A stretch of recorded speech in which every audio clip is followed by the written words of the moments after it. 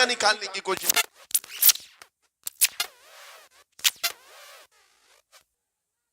توجہ توجہ میرے عزیزو، بھائی ہے ہی لبیک میں اتنا اثر اچھے اچھوں کی جل جاتی ہے. واہ واہ واہ، بہت خوب، کیا بات ہے. لائٹ کی کیسے نہیں جلے گی؟ لائٹ کو تو جلنا ہے. اس لیے کہ آج ہم دیکھ رہے ہیں اس نعرے پاک سے لوگوں کو بڑی عجیب سی بات ہونے لگ گئی. کچھ کو تو ڈر یہ لگ رہا ہے کہ یہ ادھر پاکستان کا نعرہ ہے، کچھ کو لگ رہا ہے یہاں کا نعرہ ہے وہاں کا نعرہ ہے. ارے میرے عزیز، میں ان تک پیغام پہنچانا چاہتا ہوں جن کو اس سے تکلیف ہے، ان کو پتہ بھی نہیں ہم کس کو بلا رہے. لبیک یا رسول اللہ کا مطلب پاگلو خوف نہ کھاؤ، ہم تمہارے باپ کو نہیں پکار رہے ہیں، تاجدار مدینہ کو پکار رہے ہیں. بے شک، سبحان اللہ سبحان اللہ. یہ ہمارا ایمان ہے، یہ ہمارا ایمان ہے. ہم یہ کہہ رہے ہیں اللہ کے رسول ہم حاضر ہیں. اس بات میں کسی کو آپتی نہیں ہونی چاہیے. جس کو یہ انسن بولنے کی عادت ہے میڈیا میں آ کر ادھر ادھر، یہ نعرہ وہاں کا یہ نعرہ یہاں کا ہے، اسے پہلے ترجمہ بتاؤ اس کا مطلب کیا ہوتا ہے.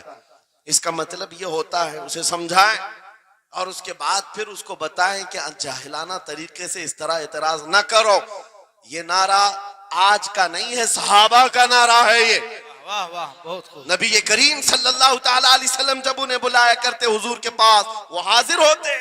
اسی کا مطلب تو ہے لبیک یا رسول اللہ، ہم حاضر ہیں اللہ کے رسول.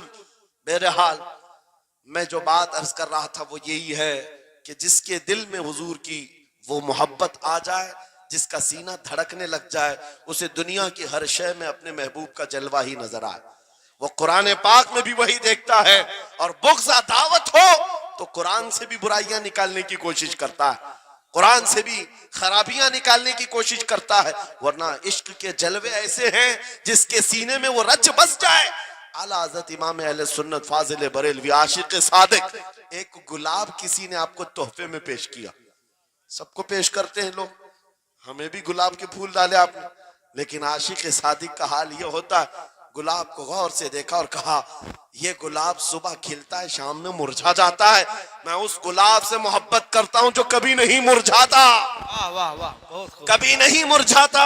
پھر قلم اٹھایا اور لکھنا شروع کیا. سر تاب قدم ہے تن سلطان زمن پھول، لب پھول دہن پھول زقن پھول بدن پھول، واللہ جو مل جائے میرے گل کا پسینہ، مانگے نہ کبھی عطر نہ پھر چاہے دلہن پھول. کیا بات رضا اس چمنستان کرم کی، زہرا ہے کلی جس میں حسین و حسن پھول. پھول پھول پر پوری نعت لکھ دیا. تم نے ایک پھول کیا پیش کیا، ہم نے تو پھول میں حضور کے جلوے دیکھ لیے، حضور پاک کے حسن کو دیکھ لیا. یہی میں کہہ رہا ہوں، میرا جملہ پھر دہراتا ہوں، عجب چیز ہے لذت آشنائی، جسے یہ مل گئی وہ محبوب کے جلووں میں زندگی گزارتا ہے. اسے ہر جگہ اپنے نبی کی سنت اپنے نبی کی شریعت محبوب ہوتی ہے، پیاری ہوتی ہے. اے نوجوانوں، میرا آخری میسج یہ تقریر کا سن لو. اگر تمہارے سینے حضور کے لیے تیار ہیں اور قربان ہونے کو تیار ہیں، میں گردنیں نہیں مانگ رہا، میں نہ سر مانگ رہا ہوں، نہ تمہیں قتل ہونے کے لیے بات کر رہا ہوں. بات صرف اتنی ہے، اگر سچی محبت کرتے ہو دنیا کے ان واہیات کو اپنے سینوں میں جگہ ہرگز نہیں دو گے. تم ان خرافات کو، ان برائیوں کو جس کی لت تمہیں پڑی ہوئی ہے، گانے 24 گھنٹے کانوں میں بج رہے ہوں، صبح شام تمہارے گھروں پر میوزک کی دھن بج رہی ہو، یہ تمام چیزیں تم گھر سے نکال کر پھینک دو اور پھر کہو مجھے میرے نبی سے محبت ہے تو ان کے نغمے سنوں گا. دنیا اپنے اپنے فینس کے کرتوت اور ان کے ڈائلاگز یاد کرتی ہے. میں تم سے پوچھتا ہوں، اگر نبی سے محبت ہے، حضور کی کتنی باتیں تمہاری زبان پر ہیں، حضور کی کتنی حدیثیں تمہیں یاد ہیں، حضور پاک کے کتنے فرمان تمہیں یاد ہیں. یاد رکھو، جس کو محبت ہوتی ہے اس کی ہر چیز سے محبت ہوتی ہے، اس کی ہر چیز سے محبت ہوتی ہے. تم کہتے ہو جان بھی دے دیں گے حضور کے لیے، چہرہ کہاں ہے تمہارا؟ حضور پاک سے محبت ہے تو پھر لباس کہاں چلا گیا؟ تم کو پہچاننا آج مشکل ہو گیا ادھر کا ہے کہ ادھر کا ہے، اور تم کہتے ہم جان بھی دے دیں گے. عملی میدان میں تمہیں اتر کر کے یہ ثابت کرنا ہوگا. دنیا اگر ننگے رہنے پر فخر کرتی ہے تو میں نبی کی سنتوں پر فخر کروں گا. سچ بات کہہ رہا ہوں یا نہیں؟ دنیا آج ننگی رہ کر فخر کر رہی ہے، فیشن کہہ رہی ہے. ارے ان کو چوٹی رکھنے میں شرم نہیں آتی، ہمیں داڑھی رکھنے میں کیوں شرم ہے؟ کسی کو بالیاں پہننے میں، چوڑیاں پہننے میں شرم نہیں آتی. آج کئی نوجوانوں کو دیکھا ہے وہ پتہ نہیں مرد سے کیا بن گئے، تیسری مخلوق بن گئے، پھر بھی انہیں شرم نہیں آتی. اور تمہیں حضور کی سنتوں پر کیوں شرم آئے؟ بس بات یہ ہے سچی محبت کرو. ایک سوال کرتا ہوں آپ سے، اگر دنیا حضور کا غلام کہے آپ کو تو آپ کو برا لگے گا؟ کسی کو برا لگے گا؟ ارے بلکہ ہم تو یہ کہتے ہیں دنیا ہمیں پہچانے تو حضور کے دربار کا کتا کہہ کر پہچانے. سکے طیبہ سب کہہ کر کے پکارے بے دم، یہی رکھی ہو میری پہچان مدینے والے. ہم تو دعائیں کرتے ہیں کہ دنیا ہمیں حضور کے دربار کا کتا کہہ کر پہچان. ہمیں اعتراض نہیں، برا نہیں، بلکہ ہم تو زندگی کی سعادت سمجھتے ہیں. اگر تمہیں برا نہیں لگتا حضور کی غلامی پر، اور کوئی غلام رسول کہہ کر پکارے برا نہیں لگتا، آ جاؤ کھل کر کے غلامی کرو، کھل کر غلامی کرو. آؤ حضور پاک صلی اللہ تعالی علیہ وسلم کے ان بتائے ہوئے خطوط اور راستوں پر چلتے ہیں.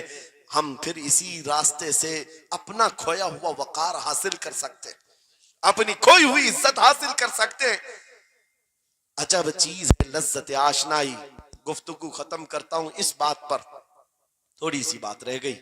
امام اعظم ابو حنیفہ رحمۃ اللہ علیہ کے پاس کوئی شخص آیا اور کہا کہ سنا ہے مومن صادق، سچا مومن عاشق رسول جب دنیا سے جاتا ہے اس کی روح نکالنے کا طریقہ الگ ہوتا ہے، اور ایک بدبخت گنہگار یا کافر و مشرک کی روح نکالنے کا درد الگ ہوتا ہے.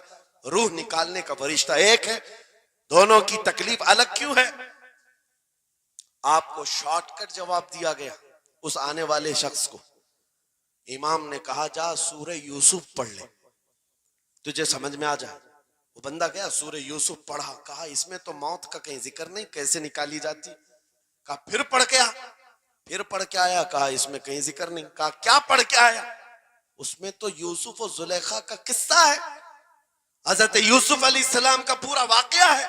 کہا کیا یہ واقعہ تو نے پڑھا کہ زلیخا یوسف علیہ السلام پر ایسی فریفتہ ہو گئی، محبت میں فدا ہو گئی کہ ایک دن سارے شہر کی عورتوں کو دعوت پر بلایا اور سب کے ہاتھوں میں لیمو دیا اور چاقو دیا. یوسف علیہ السلام ایسے حسین و جمیل تھے جو ایک بار دیکھتا تھا ٹکٹکی باندھ کر پلکیں جھپکانا بھول جاتا تھا، ان کا حسن ایسا تھا.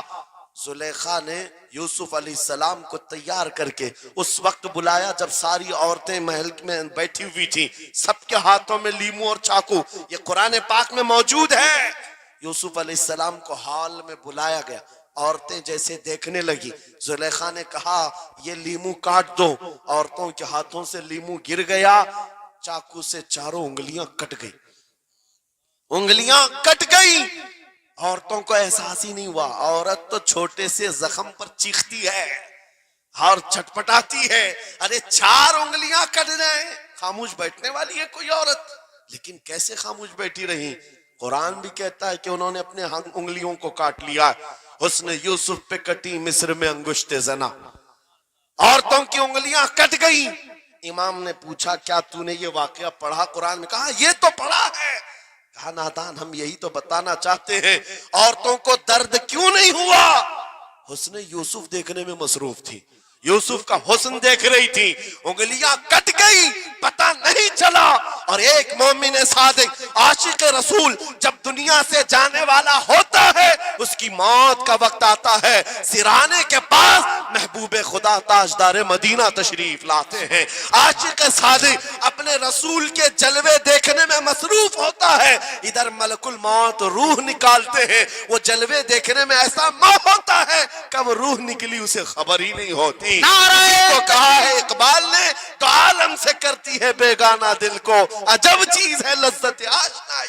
واہ، نعرہ تکبیر، نعرہ رسالت، مسلک اعلی حضرت اسی مفتی لیے سلمان اظہری صاحب قبلہ. میں یہ کہتا ہوں وہ چیز اگر آ گئی موت سے بھی ڈر نہیں لگتا، روح نکلنے سے بھی ڈر نہیں لگتا، کیونکہ جو پاس میں دولت ہے وہ لذت آشنائی. ایسی لذت ہے جس کو پانے کے بعد اچھے اچھوں کو ہم نے دیکھا وہ پھندوں پر بھی جھول گئے ہیں، پھانسیوں پر بھی چلے گئے ہیں. مراد آباد کے کفایت علی کافی رحمت اللہ تعالی علیہ کو کون نہیں جانتا؟ انگریزوں نے گرفتار کر کے 7 دن تک ان کے جسم پر گرم استری پھیرا تھا. جب چمڑی جل جاتی تھی نمک چھڑکا جاتا تھا, ان کے جسم کو جلا کر کے نمک چھڑک کر کے زخم دیا گیا, لیکن کبھی آپ کے استقامت میں ذرا برابر بھی لغزش نہیں آئی, وہ ٹس سے مس نہیں ہوئے.